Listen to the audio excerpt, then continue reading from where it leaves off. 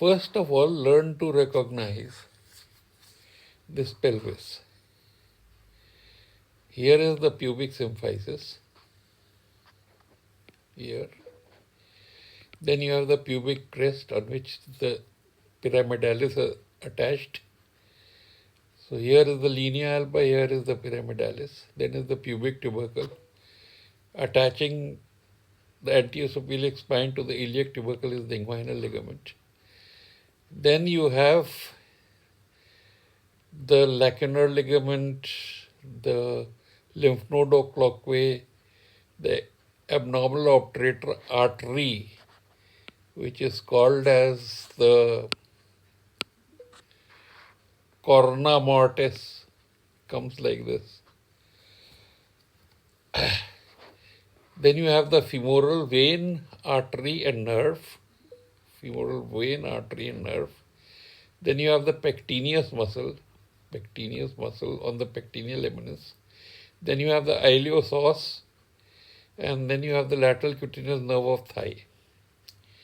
So these are the structures that are anterior.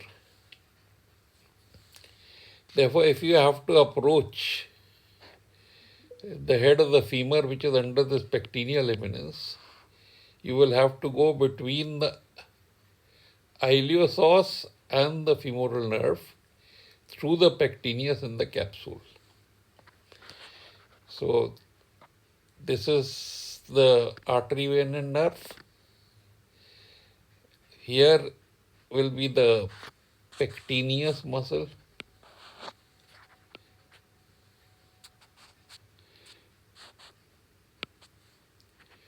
The pectineus muscle on the pectineal eminence from this pectineus muscle from the pectineal eminence.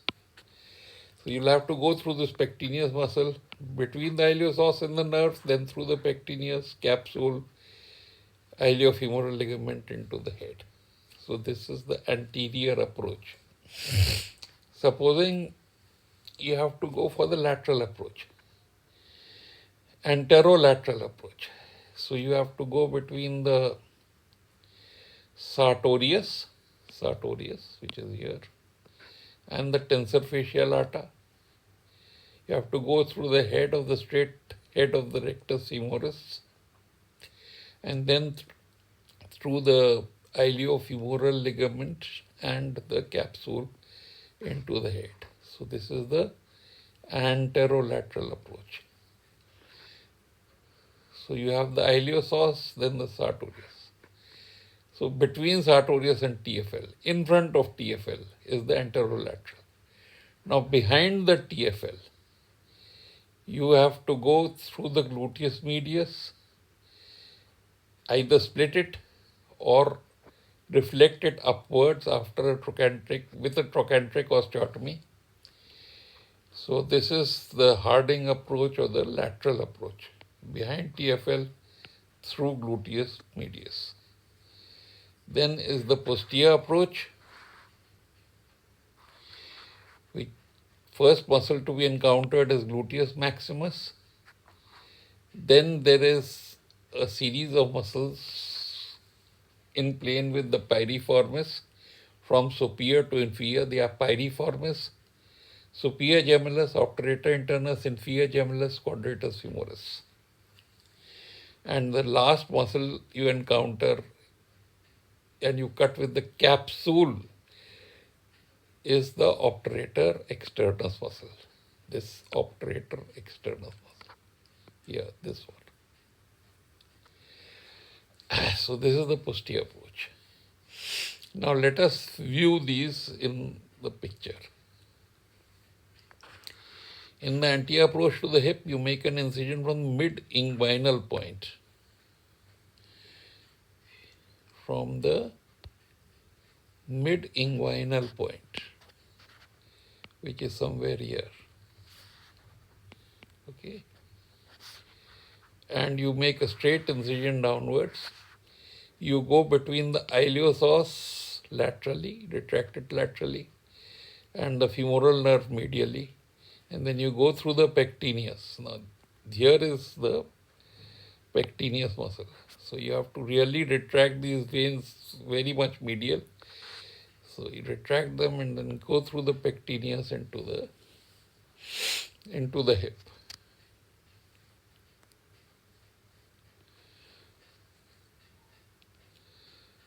Then you go behind the sartorius, between the sartorius and the tensor fascia lata. You divide the straight head of rectus femoris. Divide the straight rectus femoris from the anteroinferior spine. Divide the sartorius, saving the lateral cutaneous nerve of thigh, this one. And then the next place you reach is the head. We have taken off the straight head of rectus femoris from the anteroinferior spine, and you can see the head and the. So here you have gone actually behind the iliacus and the psoas, and all the nerves and vessels are anterior. So this is the Smith-Peterson or the anterolateral approach. So in front of TFL, in front of sartorius anterior, in front of TFL anterolateral. Then you come to the lateral. Now you are going behind the tensor fascia lata through the gluteus medius muscle. So either you avulse the muscle, you do a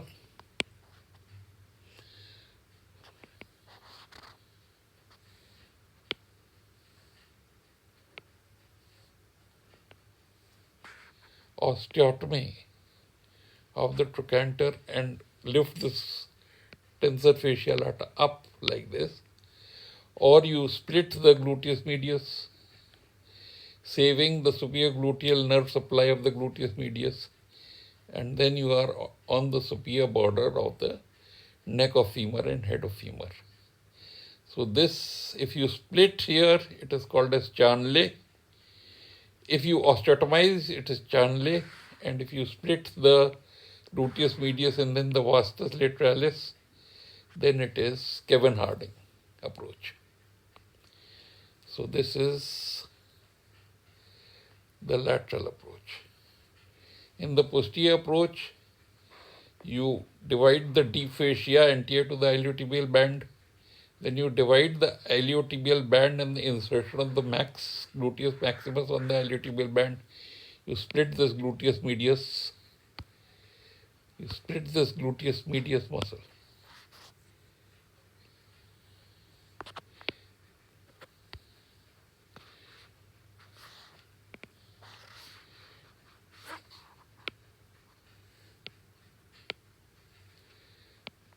You split this gluteus medius muscle along this line directed towards the posterior iliac spine.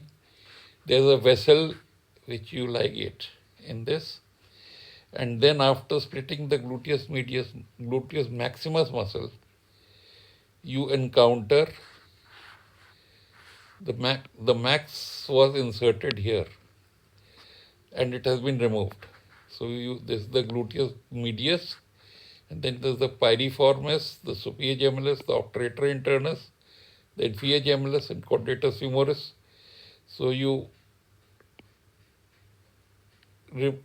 detach the triflagellate tendon, the obturator internus between superior and inferior gemellus, the triflagellate tendon from the trochanter, posterior border of the trochanter. You have to ligate an ascending branch of the medial circumflex femoral artery between the inferior gemellus and the quadratus femoris. If you reflect this upwards like this, this will take off the sciatic nerve, medially. And then under this, you will see the obturator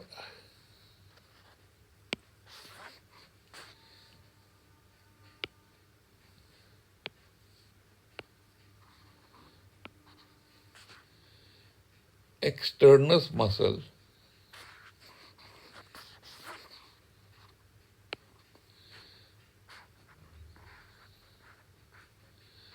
emerging from under the head and coming like this and getting attached to the trochanteric fossa. And medial to it, you will see the posterior capsule in this region up to the acetabular rim, and you have to make an incision dividing from the middle of the acetabular rim, dividing the capsule, the obturator externus, and this part of the quadratus humerus coming to the middle of the gluteal tuberosity. So from the middle of the acetabular rim to the middle of the gluteal tuberosity. So these are the approaches of the hip. Thank you.